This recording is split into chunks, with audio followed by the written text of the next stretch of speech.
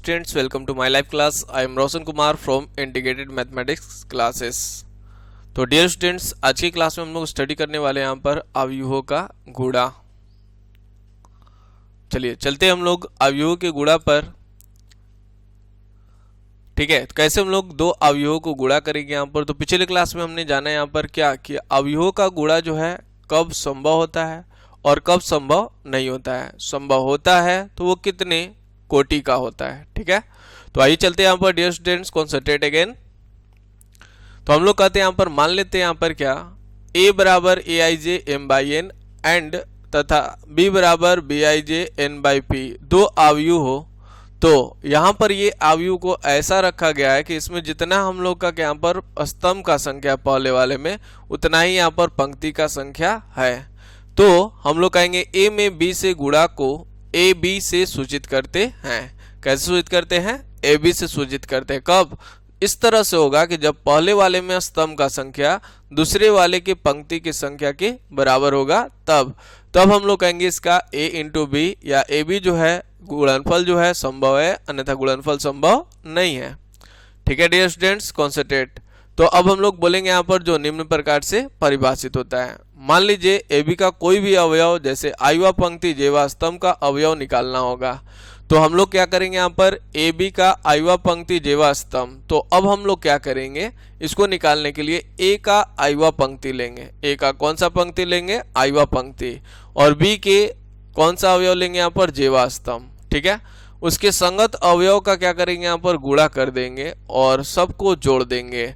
तो जो हम लोग का प्राप्त होगा वो ए बी का आयुवा पंक्ति जेवा स्तंभ का अवयव होगा। ठीक है डियर स्टूडेंट्स, एक बार फिर से, जब हमें ए बी का आयुवा पंक्ति जेवा स्तंभ, तो पहला वाला क्या है? पंक्ति, और दूसरा वाला क्या है? जे यानी कि स्तंभ। आरसीएम का कॉन्सेप्ट हमेशा ध्यान रखना है अवयवों के गुणा में, चाहे पूरे अवयव के लिए। ठीक है, पहले वाला पंक्ति और अगला वाला स्तंभ। आर मतलब रो और सी मतलब कॉलम। तो डियर स्टूडेंट्स, ए की आयुवा पंक्ति यानी पहले वाले का जो दिया रहेगा उसका आयुवा पंक्ति और दूसरे वाले का स्तंभ यानी कि बी का जेवा स्तंभ। ठीक है, दोनों के संगत अवयव का गुणा करके जोड़ देंगे तो हमें ए बी का आयुवा पंक्ति जेवा स्तंभ ए बी का आयुवा पंक्ति जेवा स्तंभ का अवयव मिल जाएगा। मतलब अगर आपको 1 2 निकालना है तो आपको पहला पंक्ति और दूसरे स्तंभ के संगत अवयव को गुणा करना है और इस तरह से आपका वो अवयव मिल जाएगा। आइए चलते हैं यहाँ पर एग्जाम्पल के थ्रू समझने। कहने का सेंस क्या है? कॉन्सेंट्रेट। जैसे यहाँ पर हम लोग के पास दो अवयव है, जैसे a बराबर हो गया हम लोग का a1 a2 a3 a4 dot dot an and b बराबर हो गया हम लोग के पास b1 b2 b3 dot dot bn हो। तो हमें अगर ab निकालना है तो कैसे निकालेंगे? आइए डियर स्टूडेंट्स, कॉन्सेंट्रेट रहेंगे रोशन सर के साथ। Welcome to my live class, concentrate again. जैसे यहाँ पर हम लोग बोलेंगे a इंटू बी अगर हमें निकालना है तो ये रहा आपका a का पूरा मैट्रिक्स एंड अगला हो गया यह पूरा b का मैट्रिक्स। ठीक है, तो हमें क्या करना है यहाँ पर, जब भी अवयव का गुणा करना है तो पहले हमें ऑर्डर देख लेना है क्या कि यह गुणनफल संभव है या नहीं। कॉन्सेंट्रेट ध्यान से, आप लोग अपने कॉपी पेन को साथ में लेकर बैठेंगे और देखेंगे फटाफट कि गुणनफल इसका संभव है या नहीं। तो पहले आपको देखना है यहाँ पर इसमें कितने पंक्ति है डियर स्टूडेंट्स? 1। ठीक है, कमेंट बॉक्स में जाए और जवाब दे कितने पंक्ति हैं? 1। और स्तंभ कितना है? 1 2 3 इस तरह से गिन कर रखा हुआ है। कितना यहाँ पर? n। यानी कि इसका ऑर्डर क्या होगा? 1 बाई कितना यहाँ पर? n। कमेंट बॉक्स में जाकर अपना बतलाते रहें। ठीक है, 1 बाई कितना हो गया? n। किसका? a का। अब उसी तरह से b के बारे में हम लोग देख रहे हैं यहाँ पर, तो b1 b2 b3 dot dot कितना हो गया? bn। यानी कि इसमें स्तंभ का संख्या कितना हो गया? n। ठीक है, तो कहने का मतलब क्या है यहाँ पर डियर स्टूडेंट्स? कॉन्सेंट्रेट, इसमें n बाई 1 का है। ठीक है, और यह 1 बाई n का है। कॉपी पर लिखिए 1 बाई कितना यहाँ पर? n और n बाई 1। तो इसका जहां पर खत्म हो रहा है पहले का वहीं पर दूसरे वाले का स्टार्टिंग हो रहा है और इस तरह से यहाँ पर इसका गुणनफल हम लोग कहेंगे संभव है। लेकिन वो कितने कोटि का आ रहा है? दोनों n को हटाकर देखिए 1 बाई 1। ठीक है, तो अब कहने का मतलब यह है कि 1 बाई 1 कोटि का आ रहा है, मतलब एक पंक्ति और एक स्तंभ। तो डियर स्टूडेंट्स, स्टार्ट होता है यहाँ पर गुणनफल का नियम। Concentrate again.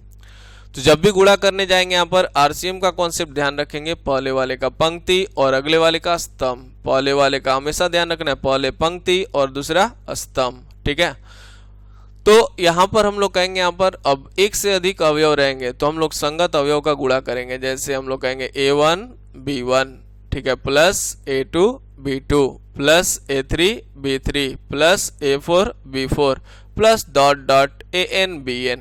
ठीक है, तो इस तरह से आपका यहाँ पर ये जो टर्म निकल कर आएगा, इस दोनों को संगत अवयव, पहले का पंक्ति अगले का स्तंभ, संगत अवयव का गुणा और बीच में प्लस। तो ध्यान से समझेंगे कॉन्सेंट्रेट होकर। जैसे मेरे पास ये जो टर्म आ रहा है वो क्या आ रहा है, A1 B1 plus A2 B2 plus A3 B3 plus A4 B4 plus dot dot AN BN। ठीक है, कॉन्सेंट्रेट अगेन कृपया। तो इस तरह से हम लोग का ये जो टर्म हुआ वो कितना है यहाँ पर, देखिए एक पंक्ति है और स्तंभ कितना है यहाँ पर, एक। क्यों? क्योंकि ये प्लस में है, तो प्लस में होने के बाद एक अवयव मिलेगा, यानी एक पंक्ति और एक स्तंभ का यहाँ पर अवयव प्राप्त हुआ। ठीक है डियर स्टूडेंट्स, चलिए ध्यान देंगे यहाँ पर कॉन्सेंट्रेट अगेन। तो यहाँ पर हम लोग ने पाया यहाँ पर कैसे गुणा करते हैं यहाँ पर, तो ध्यान रखना है, पहले ऑर्डर देखना है, जहाँ पर पहले वाले का खत्म अगले वाले का वहीं पर स्टार्टिंग होना चाहिए। अब गुणा करने के लिए पहले का पंक्ति और अगले का स्तंभ, संगत अवयव का गुणा करना है यहाँ पर, और बीच में प्लस। ये तब करना है जब एक से अधिक अवयव रहेगा तब। ठीक है, चलते हैं यहाँ पर इसी तरह से अगले एग्जांपल्स में कॉन्सेंट्रेट। अब इसी पर हम लोग का सभी क्वेश्चंस हम बना सकते हैं। ठीक है, कॉन्सेंट्रेट अगेन। ये था आपका अवयव का गुणा का कॉन्सेप्ट एग्जाम्पल के माध्यम से। चलिए चलते हैं यहाँ पर, फिर से रोशन सर के साथ बने रहें, अंत तक बने रहेंगे, बीच में कोई भी क्लास नहीं छोड़े। अगर वो प्रेजेंट हो जा रहे हैं तो 100% समझने के लिए अगर रोशन सर के बारे में जानना है, कॉन्सेप्ट के बारे में जानना है, तो शुरू से लेकर लास्ट तक बने रहें। ठीक है, concentrate again, that's all integrated mathematics classes. Entry करते हैं यहाँ पर नेक्स्ट पार्ट इसका एग्जाम्पल्स का। आपके पास है यहाँ पर हम लोग का दिया हुआ है, जैसे हम लोग दो मैट्रिसेस ले रहे हैं यहाँ पर, ए यहाँ पर हो गया A1 A2, अगला हो गया A3 A4, और अगला जो है B1 B2 B3 B4 है। ठीक है, तो क्या करना है यहाँ पर, इसको गुणा करने के लिए पहले का पंक्ति और अगले का स्तंभ, पहले का पंक्ति और अगले का स्तंभ। ठीक है, पहले का पंक्ति और अगले का स्तंभ। ठीक, तो आपका पहला अवयव बनेगा A1 B1 plus A2 B3, A1 B1 plus A2 B3। ठीक है, पहला अवयव आपका बना A1 B1 plus A2 B3। ठीक है, अब पहले का पंक्ति और अगले का स्तंभ देख रहे हैं ना आप लोग, पहले का पंक्ति और अगले का स्तंभ। तो ध्यान रखना है कैसे, एक बार फिर से, कौन से पंक्ति में, पहला। ठीक है, पहला पंक्ति में आ गए, लेकिन स्तंभ कौन है यहाँ पर, दूसरा। तो ये पहला स्तंभ है और ये आगे बढ़ जाएंगे अब दूसरा स्तंभ के लिए, तो हम लोग का होगा A1 B2 plus A2 B4।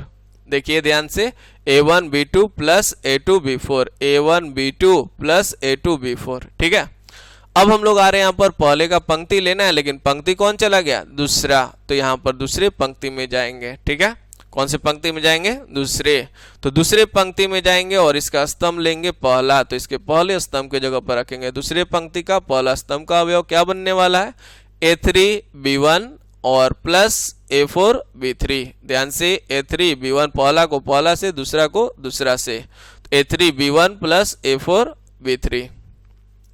ठीक है, चलिए अब चौथा के लिए अब आप लोग जल्दी से अब फटाफट लिखिए, कमेंट बॉक्स में जाकर अपना जवाब दीजिए फटाफट, कॉन्सेंट्रेट रोशन सर के साथ। चलिए फटाफट, चलिए कोशिश करिए, अगर आ जाता है तो ठीक है, कमेंट बॉक्स में आप अपना देते रहेंगे, मैं आगे बढ़ता हूं, आपका जवाब मिलता रहेगा जब आप दीजिएगा तब।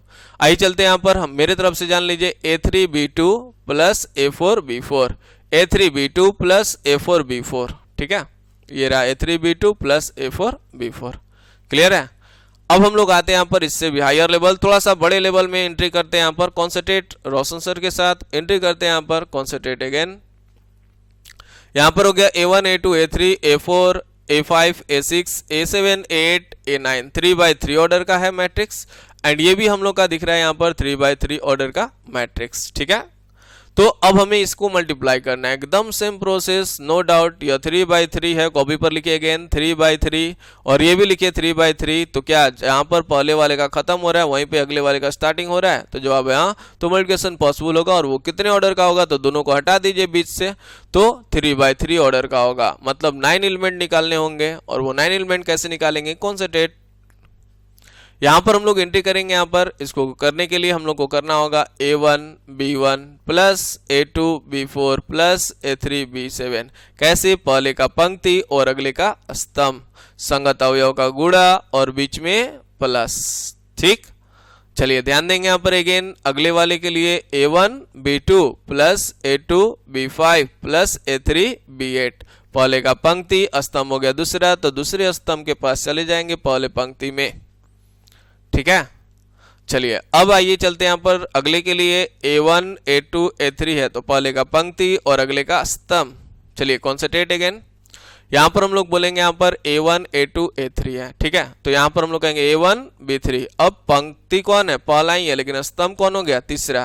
तो A1 B3 plus A2 B6 plus A3 B9, that's so third. Next again यहाँ पर हम लोग एंट्री करेंगे A4 B1 plus A5 B4 plus A6 B7। चलिए अब कॉन्सेंट्रेट, जिसको आ रहा है वो अपना कमेंट बॉक्स में जाए और मेरी तरफ से उसका रिस्पॉन्स ले। कॉन्सेंट्रेट अगेन, बाकी लोग अपना ध्यान बनाए रखें समझते हुए। यहाँ से बोलेंगे A4 B2 plus A5 B5 plus A6 B8। तो क्या हुआ, दूसरे पंक्ति का दूसरा स्तंभ का अवयव ये रहा आपका A4 B2 plus A5 B5 plus A6 B8। ठीक है, आइए चलते हैं यहाँ पर अगला, यहाँ से एंट्री करेंगे A4 B3 plus A5 B6 plus A6 B9। ठीक है ना, कोई दिक्कत।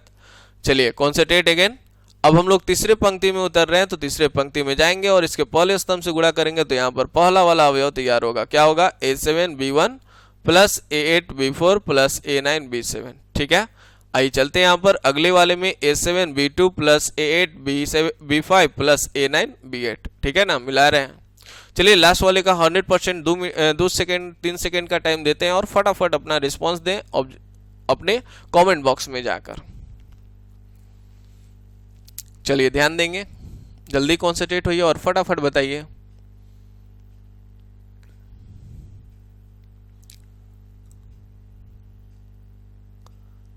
क्लियर है, चलिए ठीक है। चलिए आइए बाकी लोग भी कॉन्सेंट्रेट होइए। A7 B3 plus A8 B6 plus A9 B9। जितने लोग आया मिला ले और खुश हो जाए, एक मुस्कुराहट चेहरा पे बनाए रखें। ठीक है, इस कोरोना वायरस की दुनिया में हंसते हुए अपना एनर्जी बरकरार रखें ताकि वो हार कर चला जाए। कॉन्सेंट्रेट अगेन, ये रहा हम लोग का A7 B3 plus A8 B9 plus A9 B9। ठीक है, दैट्स योर फाइनल।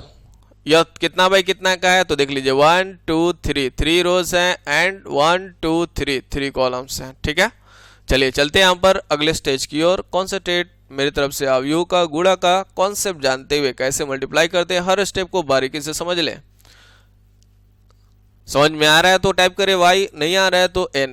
एक बार फिर से समझा दिया जाएगा कैसे, तो अपलोड होने के बाद आप फिर से इसको देखेंगे, समझ में आ जाएगा। ठीक है, चलिए आइए चलते हैं यहाँ पर next stage again. Concentrate again, ये रहा आपका first matrix and next matrix. ये थोड़ा सा ध्यान देना पड़ेगा, इसमें एक नया चीज है, नया चीज नहीं है, आपको ध्यान देना पड़ेगा। कॉन्सेंट्रेट अगेन, रोशन सर के साथ कॉन्सेंट्रेट। यहाँ पर हम लोग बोलेंगे A1 B1 मतलब फर्स्ट का रो। पहले ये देखिए कितने ऑर्डर बताइए, 1 2 3 डॉट डॉट n। n कितने कॉलम है, 1, n बाई 1। कॉपी पर लिखिए n बाई 1। ठीक है, यहाँ पर कितना है, रो कितना है, 1 1 2 3 4 5 6 डॉट डॉट n। तो 1 बाई n हो गया। कॉपी पर लिखना है n बाई 1 1 बाई n। बताना है मल्टीप्लिकेशन पॉसिबल है, जवाब दीजिए कमेंट बॉक्स में जाकर। ठीक है, यस, वेरी गुड। चलिए तो अब हम लोग आ जाते हैं मल्टीप्लिकेशन पॉसिबल है तो अब इसको मल्टीप्लाई करना है। तो मल्टीप्लाई करने का रूल क्या था, RCM, पहले का रो और अगले का कॉलम। कितना बाई कितना ऑर्डर का आया जी, n बाई n आया क्या सभी लोगों का। ठीक है, चलिए तो फर्स्ट का रो और अगले का कॉलम, फर्स्ट का रो और अगले का कॉलम। तो फर्स्ट का रो कितना है, A1 है, अगले का कॉलम कितना है, B1 है ना। तो इसमें क्या होगा, एक एक एलिमेंट है तो बस जितना रहेगा उतना ही, अगर ज्यादा रहेगा तो दोनों का मल्टीप्लाई करके बीच में प्लस कर देंगे। ठीक है, तो यहाँ पर हम लोग का टर्म बनेगा A1, ध्यान देंगे A1 B1, फिर क्या होगा A1 B2। अगले रो के लिए पहला रो दूसरा कॉलम से मल्टीप्लाई किए तो अगला एलिमेंट बनेगा, बीच में प्लस यहाँ पर नहीं रहेगा क्योंकि नीचे में एलिमेंट जब बढ़ेगा इधर से और इधर से बढ़ेगा तो बीच में प्लस, अन्यथा नहीं। एक ही रो एक ही कॉलम का होगा तो अगर इसमें अगर अगले कॉलम का है तो वहां पर प्लस नहीं देना है, बस छोड़ देना है, कॉमा भी नहीं देना है, ठीक है। क्योंकि मैट्रिक्स में एलिमेंट को लिखकर बस रो और कॉलम में सजाकर मिडिल मतलब हम लोग ब्रैकेट में रख लेते हैं, स्मॉल ब्रैकेट या कैपिटल ब्रैकेट या दो खड़ी लाइन वाला ब्रैकेट। तो आइए डियर स्टूडेंट्स एक बार जस्ट रिकॉल करते हुए, यहाँ से हम लोगों ने देखा यहाँ पर यह टर्म क्या है, A1 है, ठीक है। कॉन्सेंट्रेट होकर यहाँ पर ये जो टर्म है वो कितना हो गया, यहाँ पर A1, यह हो गया हम लोग का कितना यहाँ पर B1, यह हो गया हम लोग का B2, यह हो गया हम लोग का B3, यह हो गया B4 डॉट डॉट Bn। तो हमने क्या किया, पहले का रो और अगले का कॉलम, तो A1 B1 खत्म, पहले का रो अगले का कॉलम, तो फर्स्ट रो कॉलम दूसरा, तो इसलिए एलिमेंट होगा A1 B1 अगले कॉलम में, ठीक है। First row next column A1 B3, first row next column तो अगला बनेगा डॉट डॉट में छुपा है, and first row nth column तो फर्स्ट रो का nth कॉलम तैयार हुआ, ठीक है। अब उसी प्रकार से बोलना चाहेंगे तो A2 B1, उसी तरह से A2 B2, उसी तरह से A2 B3 and so on go on A2 Bn। समझ में आया सबको? चलिए इसी तरह से A3 क्या बोल देंगे, A3 B1, A3 B2, A3 B3 dot dot A3 Bn and so on go on and इसी तरह से an b1, an b2, an b3 dot dot an bn, ठीक है। तो इस तरह से हम लोग का यह मल्टीप्लिकेशन करना हम लोगों ने सीखा, ठीक है। तो अब हम लोग आते हैं यहाँ पर अवयवों का गुणा करना सीख गए, तो अब इसके प्रॉपर्टीज पर एंट्री करेंगे रोशन सर के साथ। बी अलर्ट, कॉन्सेंट्रेट, 100 एंड 100 पाने के लिए मेरे शुरू से लास्ट तक के वीडियो को जरूर देखें। एक बार फिर से आप लोग को हिदायत है, बीच में आप लोग ना छोड़े, शुरू से लेकर लास्ट तक, अपलोड हो जाने के बाद भी आप शुरू से लेकर लास्ट तक देख सकते हैं जो बीच में एंट्री कर रहे हैं, ठीक है। आइए चलते हैं यहाँ पर, that's your live class, concentrate again. आते हम लोग properties of multiplication of matrices पर, ठीक है। फर्स्ट है हम लोग का कम्यूटेटिव लॉ। कौन सा लॉ है, कम्यूटेटिव लॉ। तो आप अच्छा से जानते हैं कम्यूटेटिव लॉ, अभी हम लोग कल के एग्जाम्पल में देखे थे, ऑर्डर के बेसिस पर ही देख लिए थे कि जनरली हम लोग को देखने को मिलता है, साधारणतः हम लोग को देखने को मिलता है कि ए बी जो है वो बी ए के बराबर नहीं होता है, ठीक है। हो सकता है, मैंने बोला साधारणतः ऐसे हम लोग कहेंगे यहाँ पर क्या, साधारणतः अगर हम लोग एक मनुष्य का जीवन लिए हैं तो कुछ ना कुछ काम करते रहते हैं, ठीक है, और हम लोग अक्सर बाहर रहते हैं, लेकिन जस्ट एक पूरे लाइफ का, खासकर मेरे ही लाइफ का अगर बात कीजिए तो हम दिन भर अगर मैक्सिमम अगर हम लोग कहा जाए जब से अपने एज में आए हैं तो वहाँ पर हम लोग का मैक्सिमम डे गुजरता था कोचिंग इंस्टीट्यूट पर, ठीक है। आज हम लोग जनरल केस में हम लोग कहाँ पाए जाते हैं, तो हम लोग कोचिंग इंस्टीट्यूट पर इस टाइम में पाए जाते हैं। अब लेकिन कोरोना वायरस की दुनिया में हैं हम लोग, तो हम लोग कहाँ पाए जाएंगे यहाँ पर, तो अब घर में ही बंद पाए जाएंगे, ठीक है। तो इस तरह से थोड़ा सा ध्यान रखना है यहाँ पर डियर स्टूडेंट्स कि जनरली कहने का मतलब कि जो मैक्सिमम टाइम हम लोग को देखने को मिलेगा, ठीक है। तो यहाँ पर मैक्सिमम टाइम हम लोग को देखने को मिलेगा कि ए बी जो है बी ए के बराबर नहीं होता है, ठीक है, स्पेशल केसेस को छोड़कर। तो इस तरह से हम लोग बोल सकते हैं यहाँ पर डियर स्टूडेंट्स क्या कि यह जो है हम लोग का multiplication of multiplication of matrices का कम्यूटेटिव लॉ का ओबे, मल्टीप्लिकेशन ऑफ मैट्रिसेस जो है जनरली कम्यूटेटिव लॉ का ओबे नहीं करता है, ठीक है। चलते हैं यहाँ पर एसोसिएटिव लॉ। एसोसिएटिव लॉ में हम लोग बात करते हैं यहाँ पर 3 मैट्रिसेस पर, ए बी और अगला सी। 3 मैट्रिसेस हो तो हम लोग बोलते हैं यहाँ पर, ऐसे भी एसोसिएटिव का बात कितना पर चलता है, 3 पर, ए बी और अगला सी। तो पहले क्या करेंगे, ए इंटू बी करके तब सी में मल्टीप्लाई करेंगे, और इधर से बी इंटू सी करके तब में मल्टीप्लाई करेंगे, लेकिन कंडीशन है मेरे पास ए बी और बी सी डिफाइंड होना चाहिए। तो जनरली हम लोग को देखने को मिलता है यहाँ पर क्या, यह दिखता है क्या यहाँ पर कि यह बराबर हैं। तो इस स्थिति में जब ए बी बी सी दोनों डिफाइंड हो और इस तरह से मिले तो इस स्थिति में कहते हैं ए बी सी जो है एसोसिएटिव लॉ का ओबे करता है, सहचर नियम का पालन करता है, ठीक है। आइए चलते हैं यहाँ पर नेक्स्ट स्टेज, अवयवों का गुणा का गुण चल रहा है, ध्यान से कॉन्सेंट्रेट। आगे बढ़ते हैं यहाँ पर, इंपॉर्टेंट पॉइंट ऑफ व्यू जो ऑब्जेक्टिव में अक्सर यूज करेंगे यहाँ पर और आगे टर्म में बार बार यूज होता रहेगा, तो बने रहे मेरे साथ रोशन सर के साथ, कॉन्सेंट्रेट अगेन।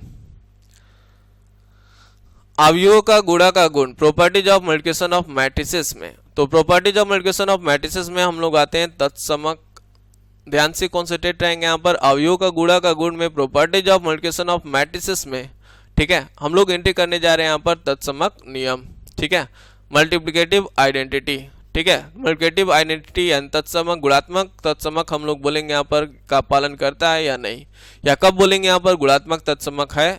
हिंदी इसका नोटिस कर लेंगे, मल्टीप्लिकेटिव आइडेंटिटी हिंदी लिखना है, कॉपी पेन लेकर बोले थे बैठने के लिए। मल्टीप्लिकेटिव आइडेंटिटी अगर लिखना है हिंदी इसका तो तत्समक मतलब हम लोग बोलते हैं गुणात्मक तत्समक। क्या बोलेंगे? गुणात्मक तत्समक। ठीक है, आई चलते हैं यहाँ पर। जब ए तथा आई दो अवयव इस प्रकार हो कि ए आई परिभाषित हो तो ए आई बराबर कितना होगा यहाँ पर? ए। ठीक है, ए आई बराबर कितना होगा? ए। ठीक है, ए आई बराबर क्या होगा डियर स्टूडेंट्स? ए। तो हम लोग बोलते हैं मल्टीप्लिकेटिव आइडेंटिटी है, मतलब किसी कोई एक ऐसा मैट्रिक्स मिलेगा यहाँ पर जिससे मल्टीप्लाई करने के बाद पुनः यह ए हो जाए, और ऐसा जब अस्तित्व होता है तो हम लोग बोलते हैं मल्टीप्लिकेटिव आइडेंटिटी का अस्तित्व है गुणा के नियम में। यानी कि ऐसा है मेरे पास, और वो कौन है? हमने पढ़ाया था इकाई अवयव। इकाई अवयव के साथ किसी भी अवयव का मल्टीप्लाई किया जाता है तो वह उसी अवयव के बराबर हो जाता है। ठीक है, आप कोई मैट्रिक्स ले लीजिए, आपको गुणा सिखा दिया गया है, कोई भी मैट्रिक्स, और आई एस मतलब ऐसा मैट्रिक्स लीजिएगा जिसका कोई आई यानी इकाई अवयव के साथ इसका मल्टीप्लिकेशन संभव हो, तब उसको गुणा करके देखिएगा तो पुनः वही मैट्रिक्स जादू की तरह आ जाएगा ए के ही बराबर। ठीक है, गुणा करने के बाद। चलिए अब हम लोग आते हैं यहाँ पर मल्टीप्लिकेटिव इनवर्स। कब हम लोग बोलेंगे मल्टीप्लिकेटिव इनवर्स? तो हम लोग बोलेंगे जब ए तथा बी दो अवयव इस प्रकार हो कि ए बी तथा बी ए परिभाषित हो, ए बी तथा बी ए परिभाषित हो, ए बी भी परिभाषित हो और बी ए भी परिभाषित हो। ठीक है, तो ए बी बराबर क्या बोलेंगे यहाँ पर? बी ए बराबर आई। ए बी और बी ए दोनों क्या होगा? बराबर होगा, और वो किसके बराबर होगा यहाँ पर? आई के। ठीक है, ए बी और बी ए दोनों क्या होगा? बराबर होगा, और वो किसके बराबर होगा यहाँ पर? आई के। तो हम लोग बोलेंगे यहाँ पर मल्टीप्लिकेटिव इनवर्स संभव है, ए बी और बी ए दोनों परिभाषित होना चाहिए, और दोनों किसके बराबर होना चाहिए? आई। तो हम लोग कहेंगे यहाँ पर इसका हिंदी लिख लीजिए फटाफट। हम लोग बोलेंगे यहाँ पर गुणात्मक प्रतिलोम, यानी कि यहाँ पर गुणात्मक प्रतिलोम इसका संभव है, और बी को हम लोग बोलते हैं यहाँ पर ए का गुणात्मक प्रतिलोम, यानी कि ए में जिस अवयव से गुणा करने पर आई के बराबर हो जाए तो उस अवयव को कहा जाता है गुणात्मक प्रतिलोम। ठीक है, चलते हैं यहाँ पर, ध्यान से कॉन्सेंट्रेट रहेंगे। अभी फिलहाल कॉन्सेप्ट चल रहा है फटाफट, कल की क्लास में हम लोग बताएंगे लास्ट में कॉन्सेंट्रेट अगेन। लास्ट हम लोग का पॉइंट है डिस्ट्रीब्यूटिव लॉ। चलते हैं ध्यान से डिस्ट्रीब्यूटिव लॉ को जानने, जिसे हम लोग हिंदी लिखना है लिख लें, वितरक नियम कहते हैं। वितरक नियम, concentrate again. A B and C तीन अवयव इस प्रकार है कि ए बी और ए सी परिभाषित हो, यह इस तरह से है ए बी और सी कि ए बी और ए सी परिभाषित होना चाहिए। तब हम लोग देखेंगे क्या कि ए प्लस बी करके तब सी से मल्टीप्लाई करेंगे, जो ए सी और बी सी गुणा करके जोड़ देंगे तो यह आपस में बराबर होगा, और जब ऐसा होगा तो इसको हम लोग बोलेंगे वितरक नियम का पालन करता है, डिस्ट्रीब्यूटिव लॉ का पालन करता है। ठीक है, इसका हिंदी है वितरक नियम, डिस्ट्रीब्यूटिव लॉ का हिंदी है वितरक नियम। ठीक है, इंग्लिश भी जानना जरूरी है आज के लाइफ में, यानी कि बिना इंग्लिश का काम नहीं चलने वाला, क्योंकि सिंबल वगैरह मैक्सिमम टाइम्स हम लोग देखते हैं इंग्लिश पर ही बेस्ड होता है। ठीक है, इसलिए बने रहे मेरे साथ। I am Roshan Kumar from integrated mathematics classes. तो इस तरह से हम लोग का कंप्लीट हुआ properties of multiplication of matrices. तो डियर स्टूडेंट्स, आज का क्लास यहीं पर हम लोग का समाप्त होता है। कल की क्लास में हम लोग जानेंगे यहाँ पर इससे हायर फंडा कॉन्सेप्ट, वो होगा हम लोगों का किसी एक अवयव का धनात्मक पूर्णांक, यानी कि एक अगर कोई वर्ग अवयव रहेगा तो उसका ए करेंगे तो क्या होगा? ए स्क्वायर करेंगे तो क्या होगा? उसका अर्थ ए क्यूब करेंगे तो क्या होगा? ए का पावर m प्लस n करेंगे तो क्या होगा? And more competitive question for objective level. ठीक है, तो इस तरह से बने रहे मेरे साथ, और कृपया करके अच्छा लग रहा है तो कृपया करके लाइक करें, कमेंट करें, शेयर मोर एंड मोर करें, एंड सब्सक्राइब भी कर लें, और बेल आइकन जरूर इंडिकेट कर लें। ठीक है, जो लोग बेल आइकन इंडिकेट नहीं किए हैं तो इस तरह से बेल आइकन इंडिकेट कर लें। Good bye, thank you for visiting my YouTube channels and students, that's all.